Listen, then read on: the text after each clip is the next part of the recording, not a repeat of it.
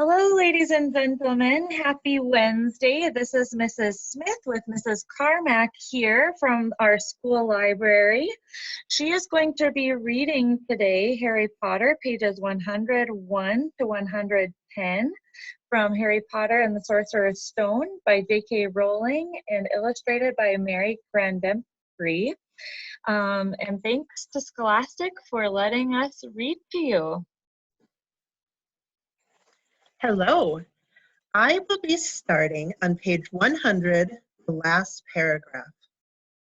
While they had been talking, the train had carried them out of London. Now they were speeding past fields full of cows and sheep. They were quiet for a time, watching the fields and the lanes flick past.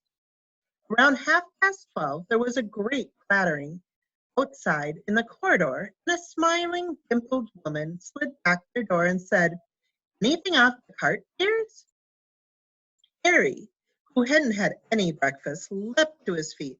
Ron's ears went pink again, and he muttered that he'd brought sandwiches. Harry went out into the corridor. He had never had any money for candy with the Dursleys, and now that he had pockets rattling with gold and silver, he was ready to buy as many Mars bars as he could carry. But the woman didn't have Mars bars. What she did have were Bertie Bott's every flavored beans, Rubles' best blowing gum, chocolate frogs, pumpkin pasties, cauldron cakes, licorice wands, and a number of other strange things Harry had never seen in his life. Not wanting to miss anything, he got some of everything and paid the woman 11 silver sickles and 7 bronze newts. Ron stared as Harry brought it all back into the compartment and tipped it onto an empty seat. "Hungry, are you?"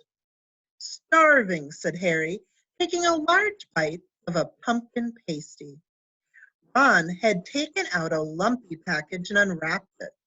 There were 4 sandwiches inside. He pulled one of them apart and said, "Oh, she always forgets that I don't like corned beef."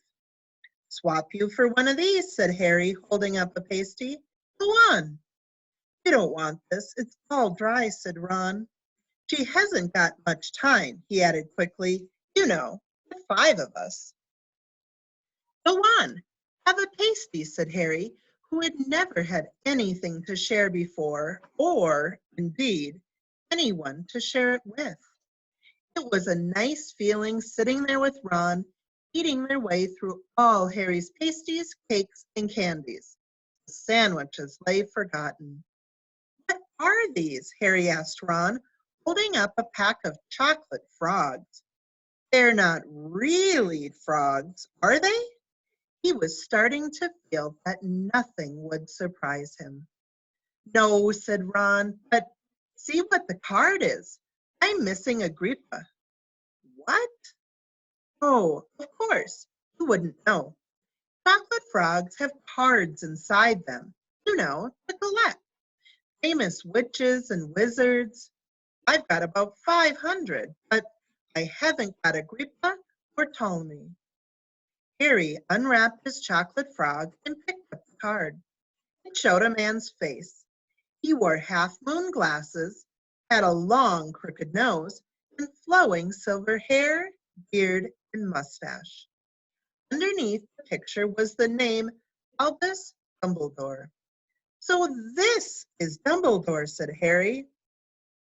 "Don't tell me you've never heard of Dumbledore," said Ron. "Can I have a frog? I might get Agrippa. Thanks." Harry turned over his card and read, "Albus Dumbledore, currently headmaster of Hogwarts.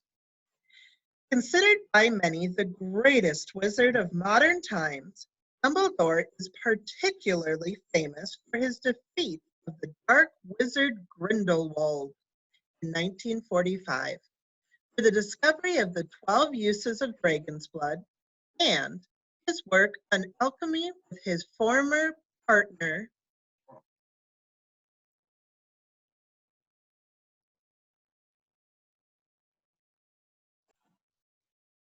Professor Dumbledore enjoys chamber music and pen-pin bowling.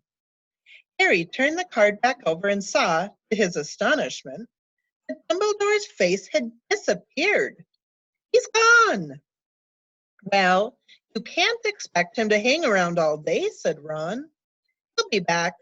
No, I've got Morgana again. And I've got about 6 of her. Do you want it? You can start collecting. Ron's eyes strayed to the pile of chocolate frogs waiting to be unwrapped. Help yourself, said Harry. But in, the Muggle world, people just stay put in photos. Do they? What? They don't move at all? Ron sounded amazed. Weird. Harry stared as Dumbledore sidled back into the picture on his card and gave him a small smile. Ron was more interested in eating the frogs than looking at the famous witches and wizards cards, but Harry couldn't keep his eyes off of them. Soon, he had not only Dumbledore and Morgana, but Hengist of Woodcroft, Alberic Grunion, Circe,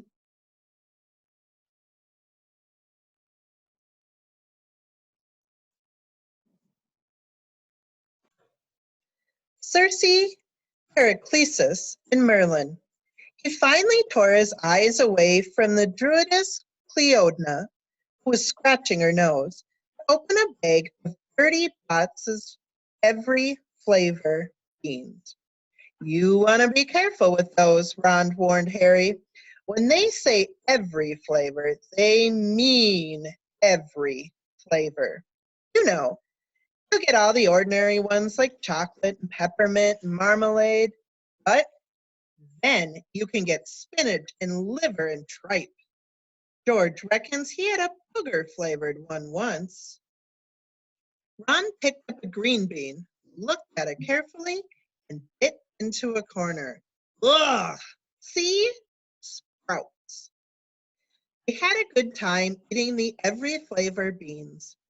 Harry got toast, coconut, baked bean, strawberry, curry, grass, coffee, sardine, and was even brave enough to nibble the end off a funny gray one Ron wouldn't touch, which turned out to be pepper. The countryside, now flying past the window, was becoming wilder. The neat fields had gone. Now there were woods, twisting rivers, and dark green hills. There was a knock on the door of their compartment, and the round-faced boy Harry had passed on the platform 9 3/4 came in. He looked tearful. Sorry, he said, but have you seen a toad at all? When they shook their heads, he wailed, I've lost him. He keeps getting away from me. He'll turn up, said Harry. Yes, said the boy miserably. Well, if you see him, he left. I don't know why he's so bothered, said Ron. If I'd brought a toad, I'd lose it as quick as I could. Mind you, I brought Scabbers, so I can't talk. The rat was still snoozing on Ron's lap. He might have died, and you wouldn't know the difference, said Ron in disgust. I tried to turn him yellow yesterday to make him look more interesting, but the spell didn't work. I'll show you. Look. He rummaged around in his trunk and pulled out a very battered-looking wand. It was chipped in places, and something white was glinting at the end. Unicorn hairs nearly poking out. Anyway, he had just raised his wand when the compartment door slid open again. The toadless boy was back. This time, he had a girl with him, and she was already wearing her new Hogwarts robes. Has anyone seen a toad? Neville's lost one, she said. She had a bossy sort of voice, lots of bushy brown hair, and rather large front teeth. We've already told them we hadn't seen it, said Ron, but the girl wasn't listening. She was looking at the wand in his hand.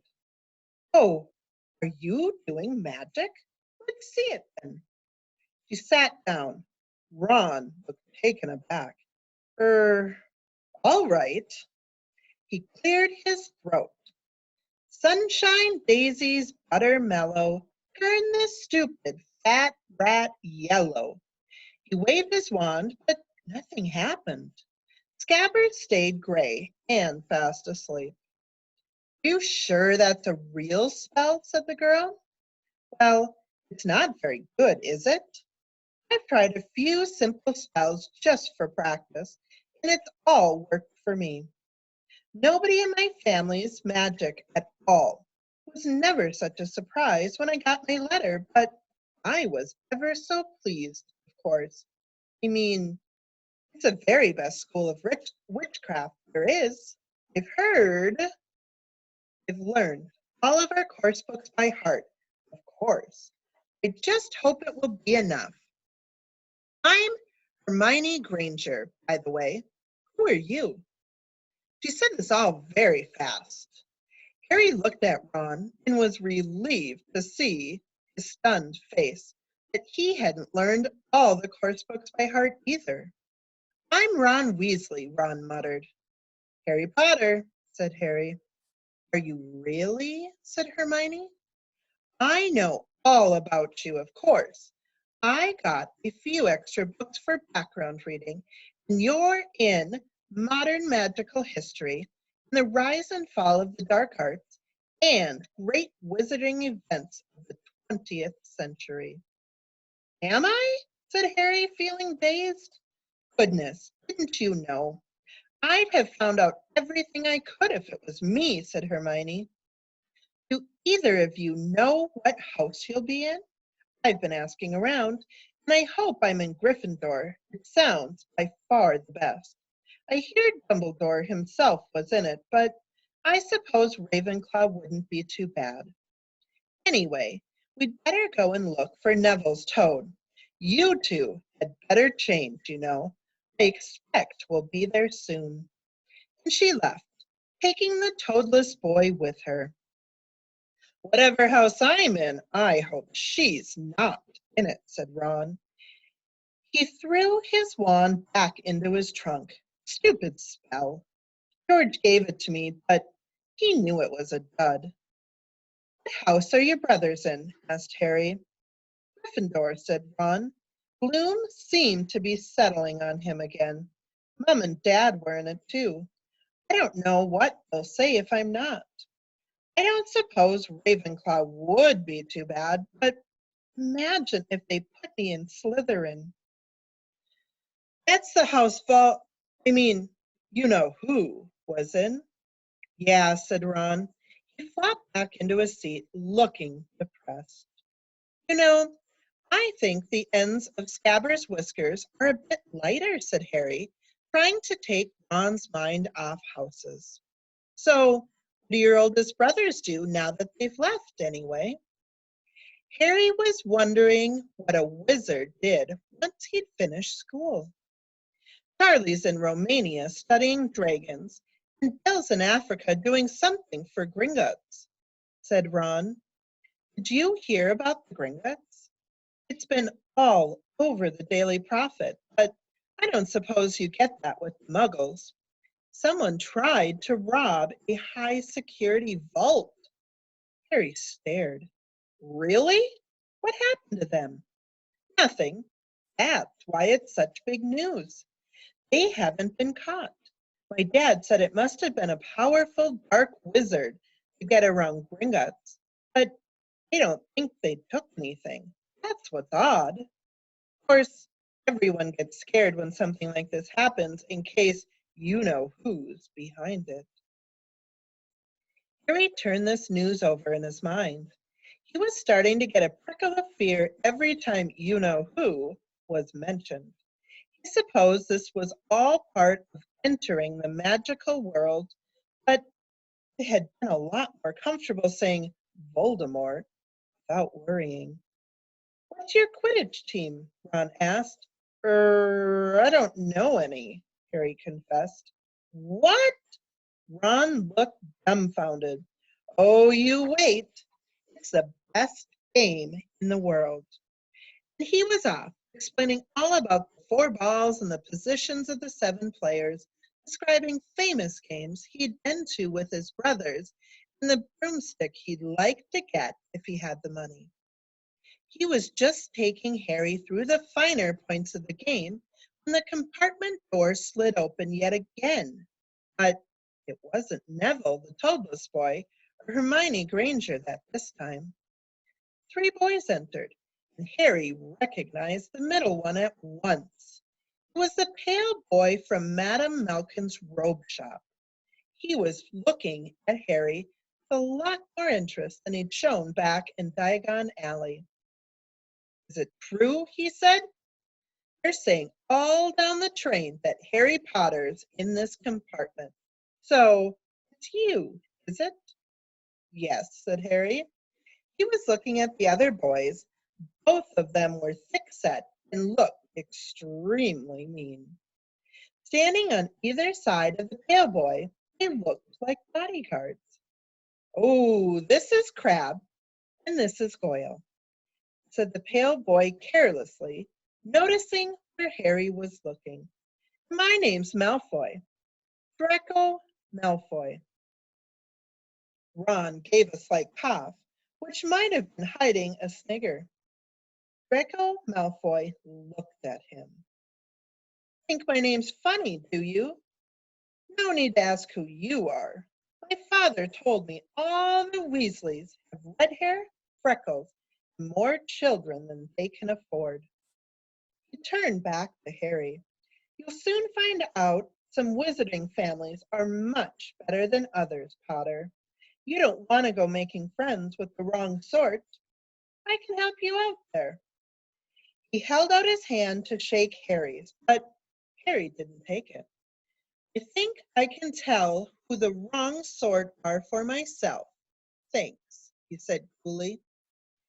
Draco Malfoy didn't go red, but a pink tinge appeared on his pale cheeks. "I'd be careful if I were you, Potter," he said slowly. "Unless you're a bit politer, you'll go the same way as your parents. They didn't know what was good for them either. You hang around with riffraff like the Weasleys and that Hagrid, and it will rub off on you." Both Harry and Ron stood up. "Say that again," Ron said, his face as red as his hair. "Oh, you're going to fight us, are you?" Malfoy sneered. "Unless you get out now," said Harry, more bravely than he felt, because Crabbe and Goyle were a lot bigger than him or Ron. "But what if we don't feel like leaving, do we, boys? We've eaten all our food, and you still seem to have some." Goyle reached toward the chocolate frogs next to Ron.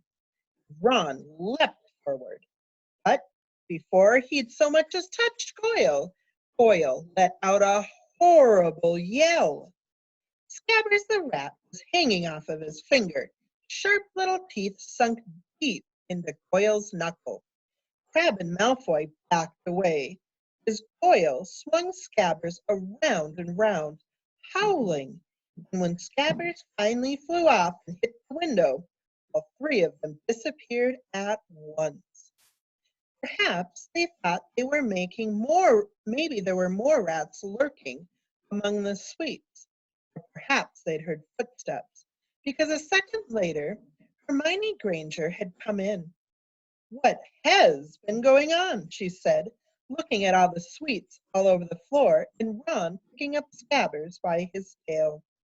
"I think he's been knocked out," said Ron to Harry.